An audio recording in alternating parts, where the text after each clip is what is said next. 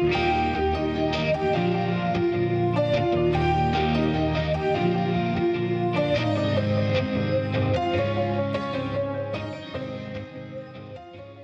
everybody. It's another conversation with Christians Engaged. This is Bunny Pounds, the president of Christians Engaged. We are going to talk about our writing today. Have you guys noticed that we have a blog? I know all you old people are like, what in the heck is a blog? That's a good question. Articles that teach you things. We've got over 200 articles on our website. If you haven't checked that out, you need to check it out. We have our Psalm series. We have wonderful articles by Ben Quine on racism, and we're doing ones on biblical justice now. We have articles on how to be light and salt in your city. We have articles on how to vote for candidates when they're not Jesus on the ballot. We have lots of articles on everything related to civic government and the Bible as it relates to today. So check that out. But today I get a great guest, Jack Wyman, who writes a lot for Christians Engaged. Jack, thanks for joining us today. Thank you, Bunny. It's great to be on here with you, and I consider it an honor. Thanks for the invitation. We've had so many comments, Jack, on your essays. I mean, they're just amazing. I mean, if you guys read the one on Hank Aaron, not Hank Aaron. Who was it? It was Lou Gehrig. Lou Gehrig, yes. Yes. One on Winston Churchill, the one on, It's a Wonderful Life. So many people love that essay, Jack. But you write about history, you write about the Bible. I love the one about David and Mephibosheth. Yes. And just his compassion for him. And just you make it so real. These characters just come alive in your essays. Talk to us a little bit about how you started writing, and then I want to get into your background a little bit more too. Well, thank you, Bunny. And again, thanks for having me on. And I appreciate all that you're doing as the president of Christians Engaged. I've been writing for most of my life. The Word of Grace, which is the essay you're referring to, when I planted a church several years ago, it was called Grace Heritage Community Church. So they wanted to have a sort of weekly article that I would write as their pastor.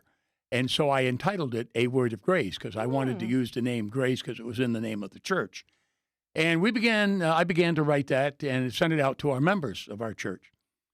And after 2 or 3 weeks, several of them said to me, I've shared that with people who are not members of the church. And while they go to another church, they love your essay and they'd like to get on the mailing list. So that mailing list grew. And when we closed the church down about 4 or 5 years later, I continued to write the weekly essay. And I've been writing it for 14 years. Wow. And I write on various subjects, as you said. I like to write on a variety of topics. I don't write on the same kind of topic 2 weeks in a row, rarely, unless I'm writing a series, and I've done some of those. But mostly I write on different topics, biography, history. I love American history, and so I write about that, world history. I write on family issues. Some of them are individual stories. I've written about my family and members of my family and other people I know, and then, of course, I write about political issues and elections and voting. And I write a lot about the things that you and Christians Engaged are committed to and concerned about. And as a matter of fact, I wrote an essay about you, as you Yes, know, you a did. while ago. And it was about how Christians can make a difference. And I used you as an example of that. You're a beautiful example of how one individual armed with a righteous cause, as William Jennings Bryan put it, can make a powerful difference. And when you took on the Internal Revenue Service, I mean, they've had a reputation for over 100 years of being a very intimidating, arguably the most intimidating power in federal government. And you challenged their ruling on your tax-exempt status, and you won. Yes. They changed their mind. They changed their mind. They changed their mind, and they said they would give you the tax-exempt status. I wrote an essay and said, Bunny Pounds proved that one person can make a powerful difference. And if she can make a difference, you can make a difference, wherever you are, whatever you're doing. So I used you as an inspirational example. Well, when I read that, I felt like I was Joan of Arc, through your writing. Oh, So that thank is you. a big deal. Well, I'm glad you did. Well, what I love about you, Jack, is you've got this diverse background. You've been a pastor for years, Yes. pastored many churches in Maine, ran a statewide Christian political action group in Yes. Maine, was a 2-time state lawmaker That's right. in Maine, 4 years in the House. ran for the U.S. Senate up there. Yes. So you've got this whole ministerial background and political background, very similar to mine. And so we just click. We get it, right? We get absolutely. that all of this is important. It sure is. And so when you're writing and educating people about the importance of history and the Bible, how do you emphasize that to them? That people need education, right? We need to be educating ourselves and our children and grandchildren.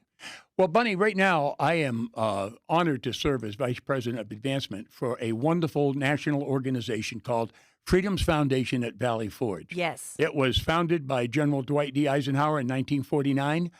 General Eisenhower had seen what happened in Japan, what happened in Germany, and he said, we must make sure that America never loses sight of its founding principles, its founding ideals, and that they understand, that they are educated, to use your term, Right. about our founding documents, the Declaration of Independence, the Constitution, the Bill of Rights. And so Freedom's Foundation, for almost 75 years, has been bringing thousands of students and teachers from all across the country to Valley Forge, which is the cradle of our republic, the cradle of independence. And I was there just last week, visited the battleground, saw the headquarters of General Washington, where he stayed, commanding his troops through that very difficult and cold winter of 1776. Wow. And what we find, and what I found, we had 65 students in Valley Forge. We had some elementary school students, about 30 or 40 of those. And then this past weekend, we had about 65 high school students, juniors and seniors in high school.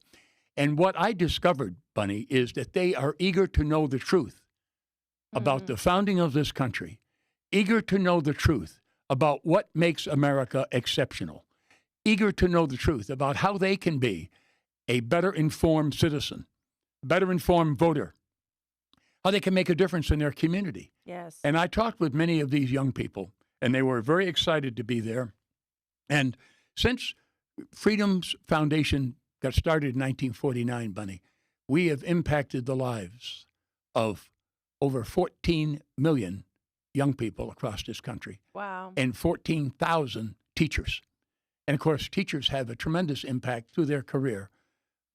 History teachers, civics teachers, social studies teachers. This country, or any country, is only one generation removed from losing its freedom. Yes. And President Reagan reminded us, he said, it's up to each generation. It's not to osmosis that freedom is handed down. Yep. Each generation must fight for freedom and fight to preserve it and to advance it. And then he said this, and it's a sobering reminder, I think. President Reagan said, because we must never forget that any country that has known freedom and then loses it will never know it again. And so we have to be eternally vigilant, Yes. and we have to reach our young people. I think it was Vladimir Lenin, the founder of the Soviet Union, who said back in the 1920s, give me one generation of youth and I will transform the world. Right. Well, I believe that the left is doing, a very vigorous attempt. They're trying very hard to reach young people, and I think to indoctrinate them in liberal ideas, Yep. ideas like the 1619 Project, Yep. Which says America was founded on slavery, ideas that America, false ideas, that America is somehow a racist country and was founded on racism. And so it is important for those of us who care about the future of this country and care about freedom to support organizations like Freedom's Foundation at Valley Forge and support our continuing efforts to reach young people, to bring them to Valley Forge and to say, let us show you where the Declaration of Independence was debated and signed. Let us show you where the Constitution was debated and was ratified or signed and then ratified by the states. There's so many historic sites, and young people are just inspired, and they leave transformed young people. Well, and they get inspiring stories that motivate them to be all they can be, right? I mean, Right. we've kind of forgotten about that. So we just got through done reading in our book club. Hey, by the way, guys, we have a Christians Engaged book club, if you didn't know that. We just got done reading Tim Barton and David Barton's The American Story, The Beginnings, which I hope that means that there's a middle and an end of that story, because it was such a great, I'm sure there will be. such a great book to really Yeah. see the beginnings of the God-loving founders and Yes. and kind of break off some of the stuff that we're hearing about history. But so break this down for us a little bit more, because I love Freedom Foundation, and I've been to one of their banquets, and it's just so inspiring to see these young We have another one coming up April 29th. Oh, great. And we're going to be honoring George Washington. Our theme is, thank you for reminding me, our theme is deeds, not words. And we have the executive director of the Museum of the Revolutionary War, who is going to be our speaker. Wow. He's coming, Mr. Dr. Stevenson. And it's going to be at SMU on April 29th. Okay. And I would invite all of your listeners, viewers who are watching this podcast to mark that on their calendar and come that evening. The reception starts at 6 o'clock and the program starts at 7 p.m. Awesome. And we would love to have you all come. Love to have you be there, Bunny. And it's just a great opportunity. And it's being sponsored by the local chapter of Freedom's Foundation.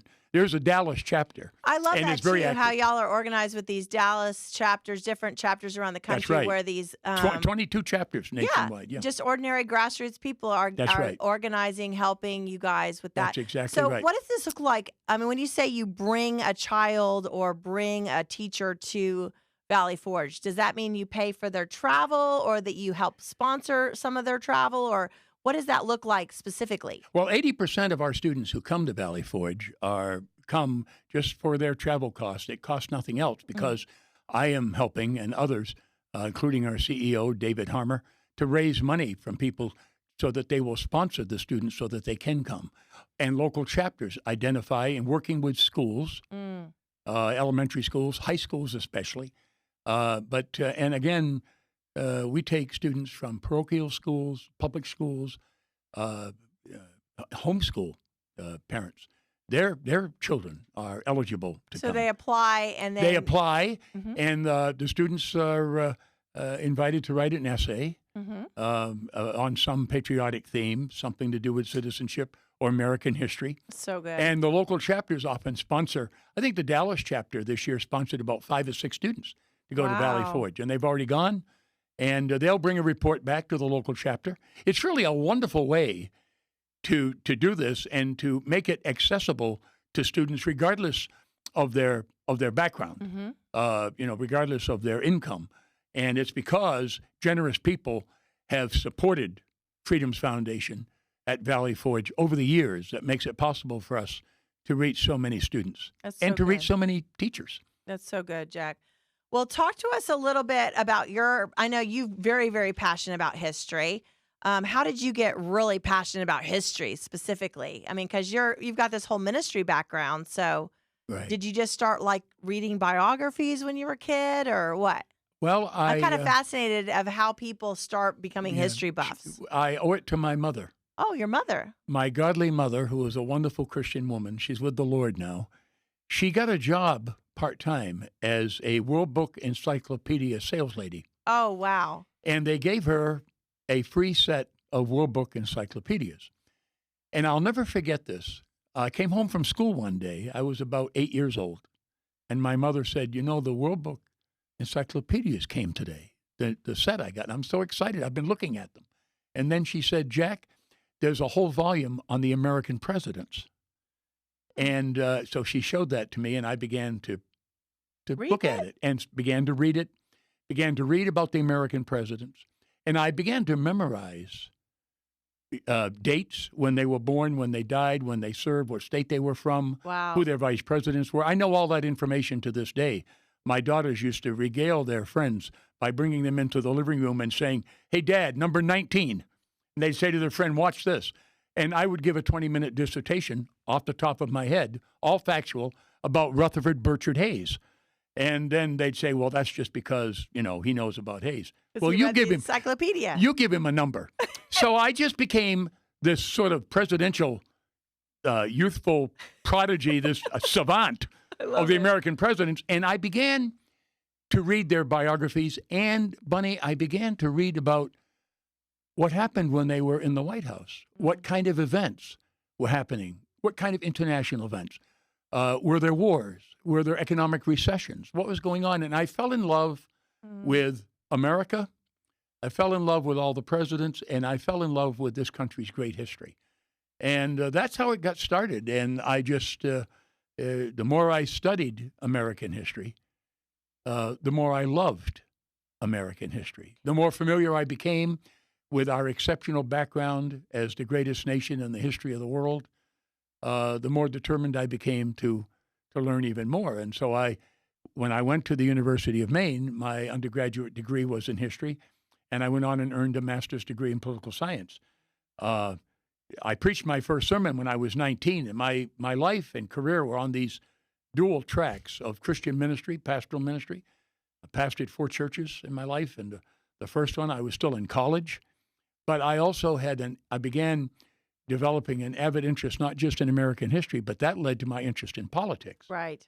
and political science and elections. And so at the age of 23, I decided to run for the state legislature, and I ran against a 14-year incumbent who had been the majority leader of the House and had been chairman of the Taxation Committee. I was 23 and he was 57. He was 6 foot tall, had a beautiful head of snow white hair, and looked like he belonged on Mount Rushmore, and his first name was Roosevelt.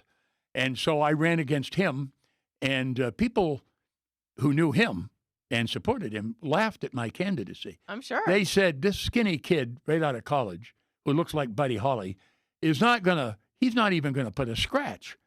And when the votes were counted, I knocked on every door and was relentless, campaigning from Memorial Day until November. I campaigned 6 days a week, morning to night, from Memorial Day. And there were only 3 towns in the district.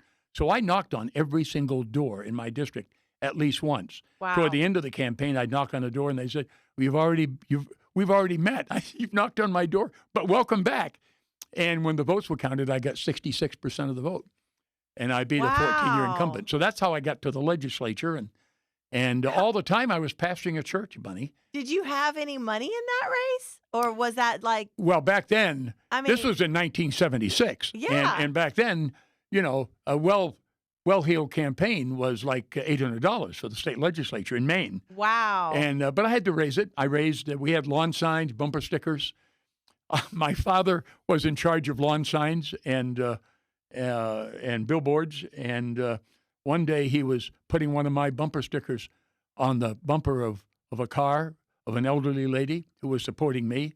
My father looked up and he saw Roosevelt. He called him Rosie. They called him Rosie Susie. And Rosie was putting one of his red roses on the antenna. On the same car that my father was putting one of my stickers on the back bumper. And he didn't see us. And my father looked up, and Mr. Susie looked at him, and Roosevelt said, well, he said, I guess we're decorating this car from both ends. But he was very gracious and gave me some law books and came up to our farm. I was living at home then, wasn't married, single.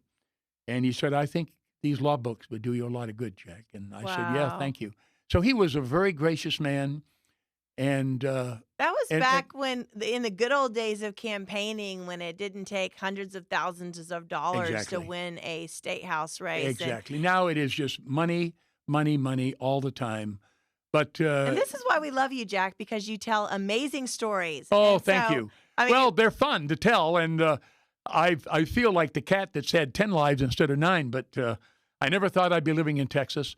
Never thought that here we started a church that I pastored, and I never thought I'd be writing weekly essays, which has been a tremendous blessing for me, only because it has blessed others. Yes. And I've tried to live my life with I don't want to sound sanctimonious, or anything like that, but I really have endeavored to try to figure out how I could be a blessing to other people. Yes. How I could serve others. Yes. And of course, the writing has Been It's a been a great blessing. thing. And then now here I am with Freedom's Foundation, helping to reach a new generation of young people with the truth about America. So good. And I hope that your listeners, I hope we'll have a chance to let them know where they can go to learn about Freedom's Foundation. Yeah. Well, let me highlight your book first. So Jack's got a book, and we put a link on all of his essays that we release through Christians Engaged. So it's Everything Else, Stories of Life, Faith in Our World. So buy his book on Amazon or wherever you get your books. And I just want to encourage people.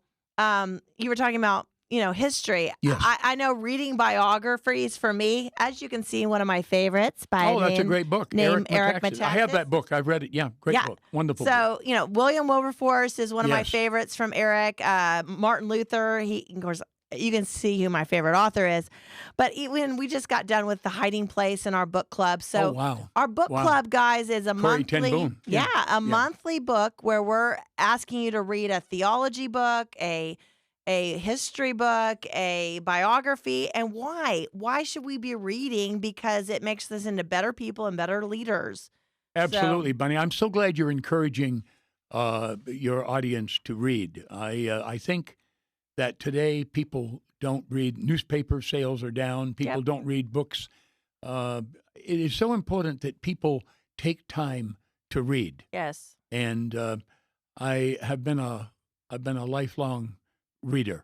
And because I've been a lifelong reader, I've been a lifelong student, because virtually everything, much of what you read, if not everything, is new information, and it inspires you, it informs you, it encourages you, and it educates you. Yes. So I think that people, some of the wisest and most informed people in the world are people that maybe don't have a college degree, but they read. Yes. Reading is so important. And So important. I got 5 grandkids, and they all love to read. So read I'm to your happy with it. kids and read to your grandkids. Amen. And one thing Amen, that Bunny. helps me, and I know it probably helps you, Jack, as a writer, if there's something that just sticks out to me and I'm reading, then me writing out my own version of that story, which I know you do, helps solidify that knowledge for me, where it stays in my brain. Because I obviously do not have a photographic memory like you.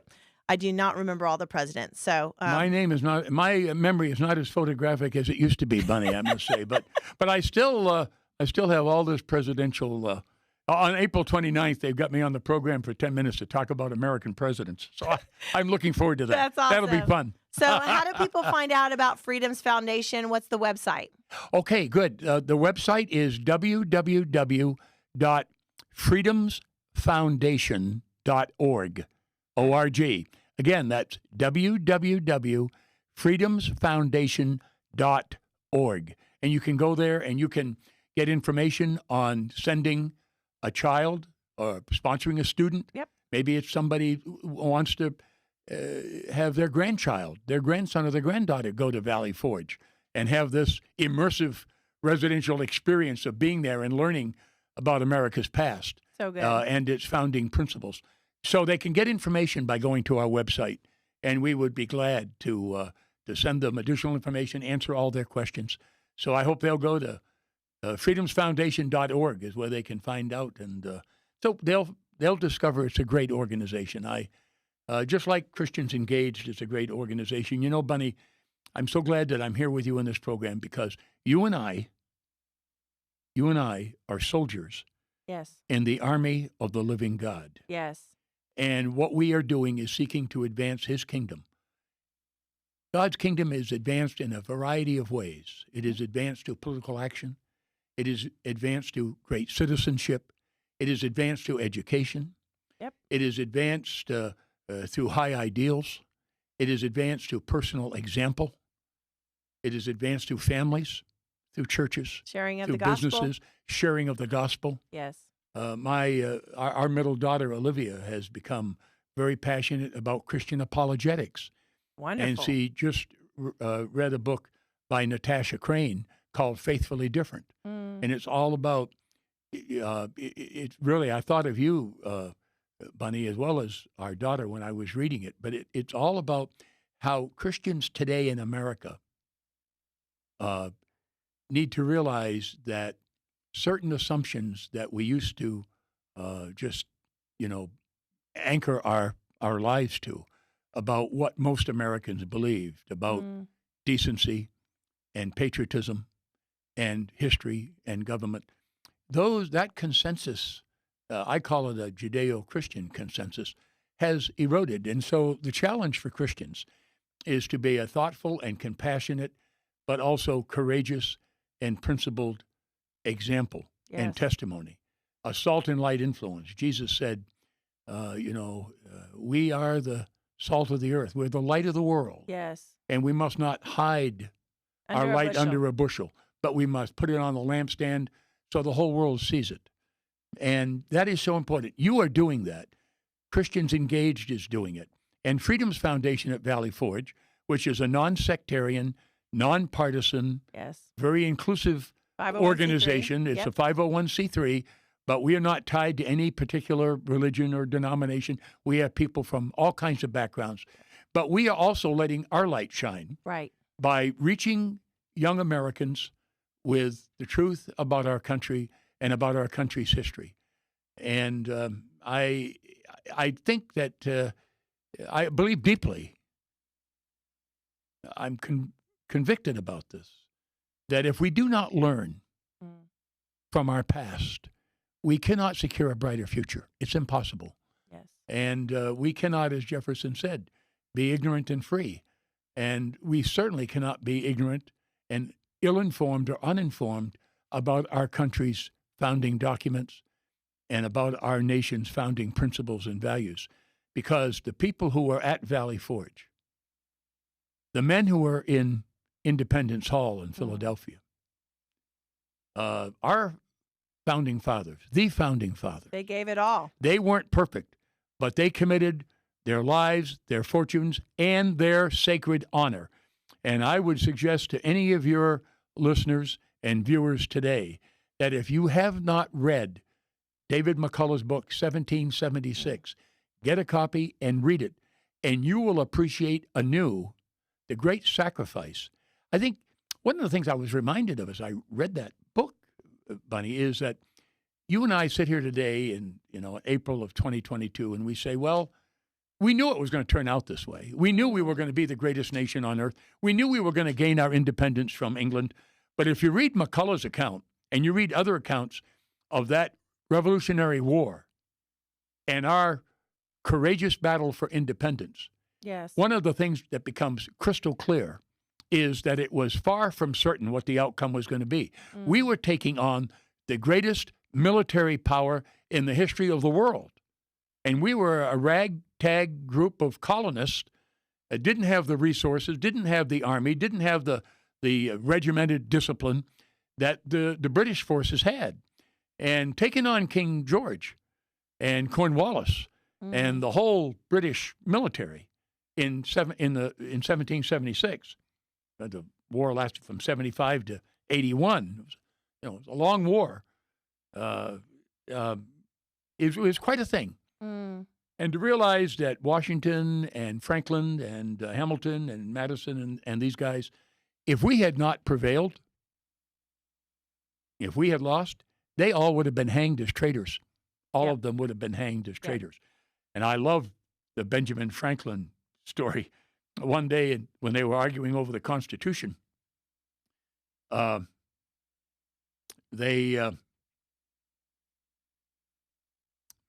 may have been the Declaration of Independence. I can't remember where it was, because it was probably a few years before the Constitution. But anyway, the younger delegates were having an argument over something.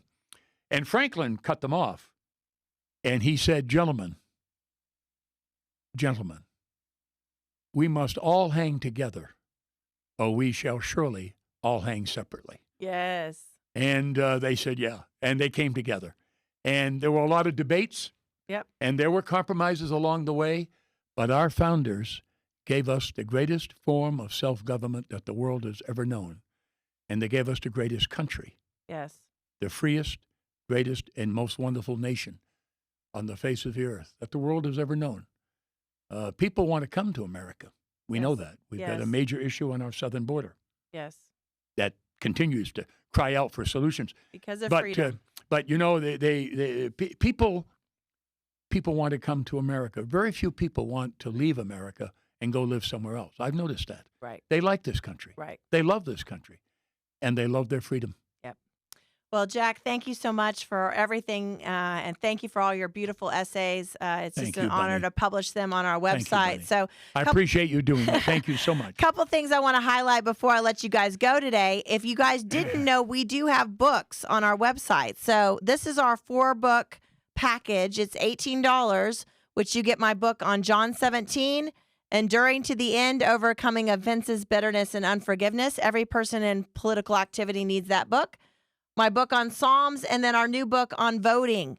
Vote, Your Biblical Guide to this Sacred Responsibility. So know that those 4 books are available on our website. You can get a whole little package, and we've got a couple more books coming out this year. We're excited about that. And then we mentioned Eric Metaxas on this podcast. Eric is going to be with us September 23rd and 24th, our national conference. We just put out the speakers, guys. So we've got Eric Metaxas on Friday night. We've got Dr. Robert Jeffers on Saturday, Congressman Chip Roy, one of our liberty-minded members of Congress from the Texas delegation, Congressman Michael Cloud, who's on our advisory board, Dr. Jim Dennison. If you haven't read the Dennison Forum, his stuff is amazing. Elizabeth Johnston, who is famous for going out in her backyard and burning Teen Vogue and starting a boycott that later put them out of business. Matt Lockett and Will Ford from the Prayer Movement sharing their incredible story of how they got free from racism. Of course, me, Rafael Cruz, Dave and Chris Cabal from Intercessors for America, State Representative Matt Schaefer, Doug Stringer from Somebody Cares International on our advisory board. And if you guys were with us last year, Clayton Brooks, amazing worship. We'll have a full band worshiping with us this year. So check this out. Registration's open. We want sponsors, and we'd love to have you guys at our big conference. So thank you so much, and we'll see you guys next time.